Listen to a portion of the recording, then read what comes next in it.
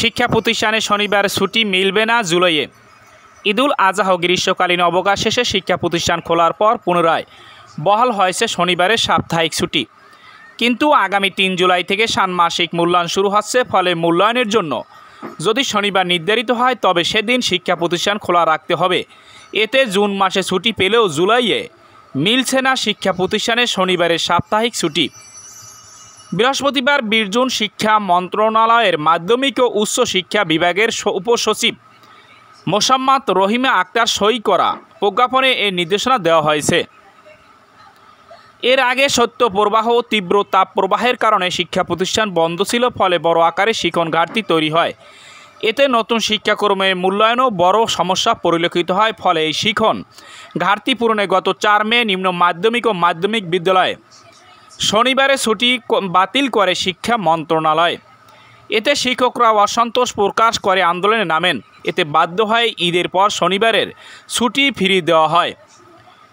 শিক্ষা মন্ত্রণালয়ের ওই প্রজ্ঞাপনে বলা হয়েছে, গত 25 এপ্রিল জারি করা প্রজ্ঞাপন মূলে সাপ্তাহিক শনিবার শ্রেণী কার্যক্রম পাঠদান পরিচালনা সংক্রান্ত সিদ্ধান্ত স্থগিত করা হলো এবং আগের মতো শনিবারের সাপ্তাহিক ছুটি বহাল করা হলো।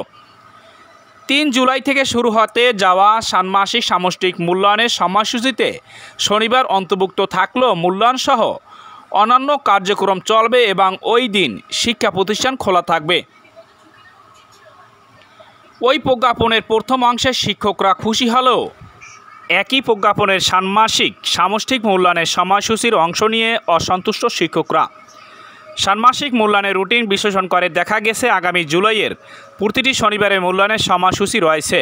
প্রথম শনিবার পড়ছে 6 জুলাইয়ের ষষ্ঠ শ্রেণীর ইংরেজি, সপ্তম শ্রেণীর শিল্প ও সংস্কৃতি, অষ্টমের জীবন ও জীবিকা এবং নবম শ্রেণীর ইতিহাস ও সামাজিক বিজ্ঞান বিষয়ে মূল্যায়ন অনুষ্ঠিত হবে। দ্বিতীয় শনিবার 13 জুলাইয়ে ষষ্ঠ, সপ্তম, অষ্টম ও নবম শ্রেণীর মূল্যায়নের সূচি রয়েছে। এছাড়া 20 ও 27 জুলাইয়ের দুটি শনিবারেও SR শ্রেণীর ষান্মাসিক মূল্যায়ন চলবে। জাতীয় শিক্ষাক্রম ও পাঠ্যপুস্তক বোর্ডের NCDB সদস্য শিক্ষাক্রম ও বর্তমানে NCDB চেয়ারম্যানের রুটিন দায়িত্বে থাকা অধ্যাপক মশিউজ্জামান বলেন, রুটিন যেহেতু আগে হয়েছে সেখানে শনিবারও মূল্যায়নের সূচি রাখা হয়েছে। আশা করছি শিক্ষক শিক্ষার্থীরা উৎসব মুখর পরিবেশে মূল্যায়নে অংশ নেবে।